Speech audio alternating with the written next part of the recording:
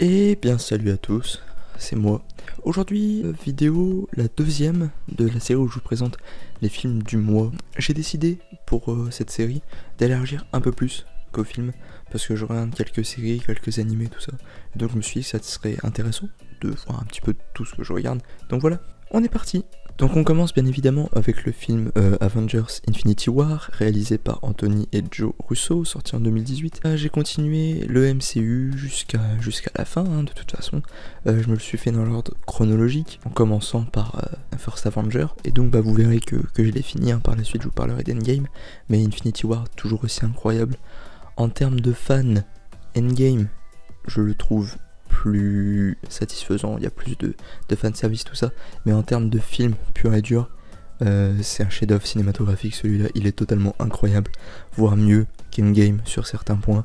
Donc Infinity War, incroyable. Donc je vais enchaîner directement sur Endgame.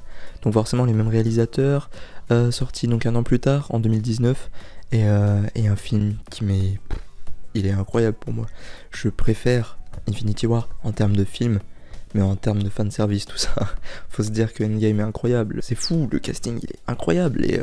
Et comme je suis un grand fan, comme en témoigne ceci, là, voilà, pour ceux qui reconnaîtront, je chiale, à chaque fois je chiale, mes grands morts, vraiment, c'est terrible.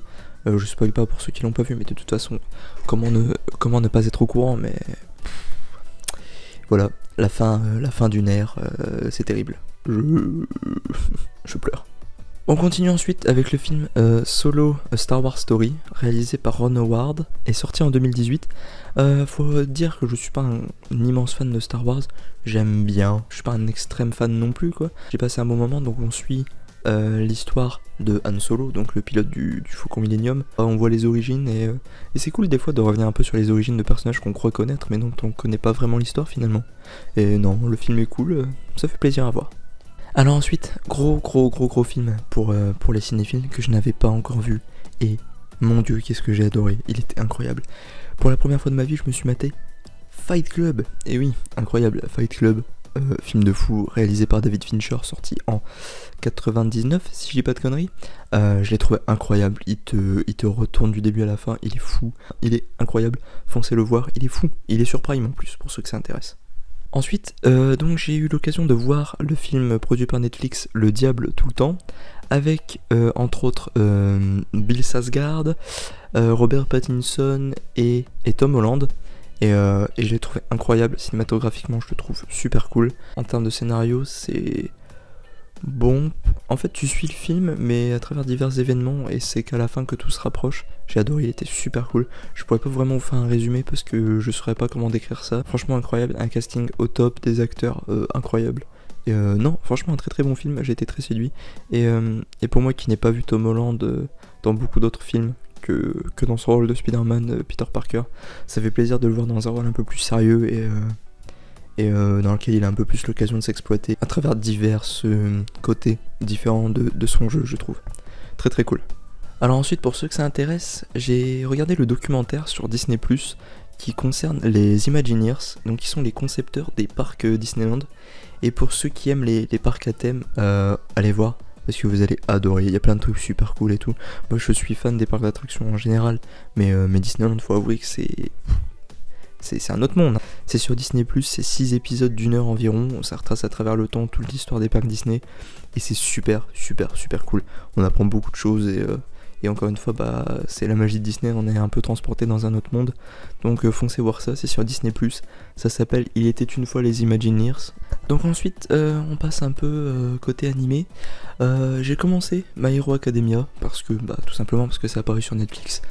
Et quel plaisir en fait. J'ai eu du mal à accrocher au style graphique au début.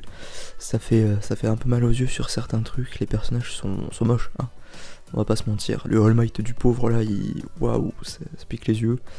Niveau dessin, c'est pas incroyable. Mais on se rattrape après sur certaines choses. Il y a des personnages qui sont assez charismatiques. Et à mon avis, c'est un manga qui va prendre sa place parmi les plus grands si c'est pas déjà fait. J'adore l'animation, elle est au top. Et je sais pas, on se prend vite dedans. Et du coup, j'ai continué comme ça me plaît bien. Ensuite, toujours dans les animés, j'ai continué et je me suis arrêté à la saison 3 de Food Wars.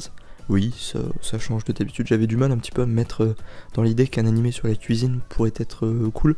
Mais non, franchement, c'est super. Et ça m'a donné envie de cuisiner de fou. Les personnages sont cool. On apprend des choses hein, aussi. J'apprends beaucoup de choses au niveau de la cuisine. Et ça fait plaisir. Bon, par contre, ouais, on aurait pu se passer de voir des étudiantes en sous-vêtements alors qu'elles sont en seconde. Hein, les japonais. C'était pas très utile. C'est purement japonais, hein, mais bon. C'est assez marrant de voir la place que la cuisine française et les Français en général ont par rapport au Japon. On a vraiment un statut incroyable, j'ai l'impression. Alors qu'en France, bah... Voilà quoi. Si tu les écoutes dans les cantines, on mange du caviar et du foie gras alors que tu te tapes des coquillettes et un poulet réchauffé et puis t'es content quoi. Mais non, du coup, très satisfaisant, foutoir. J'ai grave kiffé. Super cool. Donc ensuite, on revient au niveau des films. Là, c'est de l'animation. J'ai eu l'occasion de voir le film Saul sur Disney+, réalisé par Pete Docter, je crois. Donc forcément des studios Pixar. Et franchement, je l'ai trouvé super cool. Omar Sy, qui fait la voix du personnage principal, est top dedans. Incroyable. Et non, c'est une très belle histoire, c'est très touchant. Ça me manque un petit peu de musique, je trouve. Ça aurait mérité plus de chansons, tout ça, mais non, c'est cool en soi. C'est juste dommage, dans un Pixar dédié sur la musique, de ne pas avoir plus de chansons que ça, je trouve. On a tendance à avoir beaucoup de chansons dans les Disney et les Pixar, et là ça manque un petit peu, je trouve, mais soit ça dérange pas vraiment, on passe un bon moment, tu finis par te poser pas mal de questions, et tu te remets toi-même en question au final à la fin du film, et non, c'est très beau, très touchant, et j'ai adoré. Ensuite, on passe, là c'est dans l'horreur, on contraste totalement avec ce que je viens de dire avant. J'ai pu regarder Conjuring 2, incroyable, j'avais adoré le premier, c'est James Wan qui réalise le 2 et de 2016 je crois, et ça se voit qu'on a un réal qui en a sous le coude. Ça fait pas extrêmement peur, mais c'est un vraiment bon film je trouve. Il y a vraiment des bonnes idées de partout, il y a des plans incroyables, et ça arrive à te mettre une bonne ambiance horrifique, alors qu'au final, bon, il n'y a pas grand chose qui fait peur non plus. Mais non, franchement, c'est super cool et tu passes un bon moment. Ça fait un peu un film d'action slash horreur, quoi, si tu veux. C'est un peu moins que de la vraie horreur pure, mais non, j'avais adoré le premier et j'ai adoré le deuxième. Je crois qu'il y en a un troisième qui est censé sortir dans incessamment sous peu. Donc je vais suivre ça et me tenir au courant parce que je pense qu'ils font partie de mes films d'horreur préférés. Si ce n'est pas mes films d'horreur préférés en fait, je kiffe. Ensuite, donc là, pur film d'action, hier même j'ai eu l'occasion de revoir le film Die Hard, donc Piège de cristal, réalisé par John McTiernan, sorti en 88. Le film il a 30 ans et il a pas pris une ride, Bruce Willis il est incroyable, mais il avait des cheveux, ça fait bizarre. C'est un film d'action comme on les aime quoi, et même pour un film d'action c'est pas juste... tu poses ton cerveau et tu regardes quoi, il y a des plans super intéressants, la colorimétrie vraiment cool et non franchement ça fait plaisir à voir un bon film d'action comme ça, c'est cool. Et donc je vais finir sur un coup de gueule, oui, alors attendez parce qu'il faut que je retrouve, je me suis même pas vraiment renseigné dessus tellement ça m'a saoulé. J'ai eu l'occasion de voir le film Escape Room de Will Wernick, sorti en 2017, mais c'est un échec en fait. J'ai perdu 1h30 de ma vie, qu'est-ce qui s'est passé? En fait ça me fout la haine de voir que je galère à avoir un rôle de figurant dans un film et qu'aux États-Unis on file des quelques millions comme ça à des réalisateurs lambda pour qu'ils te fassent un film de merde. Ah pardon, mais là faut dire les choses, le film est vraiment ennuyeux. Déjà je l'ai vu en 2 fois parce que ça m'a saoulé, mais je me suis dit j'ai commencé un film, je vais le finir. Je veux toujours finir les films que je regarde, ça m'énerve d'arrêter en plein milieu. Mais j'ai arrêté, j'ai regardé 3/4 d'heure et 3/4 d'heure, mais waouh, c'était saoulant, hein, c'était éprouvant quand même. Hein. Je sais pas, moi je cherchais un film à voir, je me suis dit allez ça a l'air intéressant, je le mets. Mon dieu, qu'est-ce que je me suis fait chier. Hein. Et en plus, alors par contre, là vraiment j'étais frustré. Première séquence, 3 faux raccords, tu expliques ça comment? Comment c'est passé au niveau de la prod, ça n'a choqué personne. Enfin bref, je vais pas m'étaler là-dessus. Et à la fin, elle a aucun intérêt. On dirait qu'ils avaient prévu, ils avaient espéré faire une suite, à un moment donné peut-être. Mais non, c'est fini en cacahuète, la fin est nulle, le film est nul. J'ai perdu 1h30 de ma vie, je suis désolé, mais là fallait que je critique. Désolé, coup de gueule. Voilà, donc je suis désolé, c'est sur ce coup de gueule que je vais vous laisser. J'espère qu'encore une fois ça vous aura plu. Dites-moi ce que vous en pensez du fait que j'élargisse un petit peu les horizons, même aux animés, aux films, aux documentaires que j'ai pu voir, si vous trouvez ça intéressant ou pas. Ou à la limite si je vous fais carrément une autre vidéo là-dessus. C'est comme vous préférez, dites-moi, n'hésitez pas à me dire.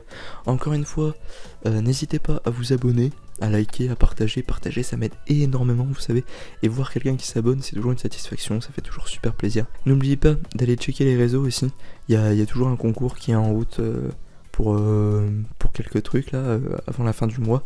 Donc n'hésitez pas à aller voir. Il y aura les réseaux en description, pas de soucis.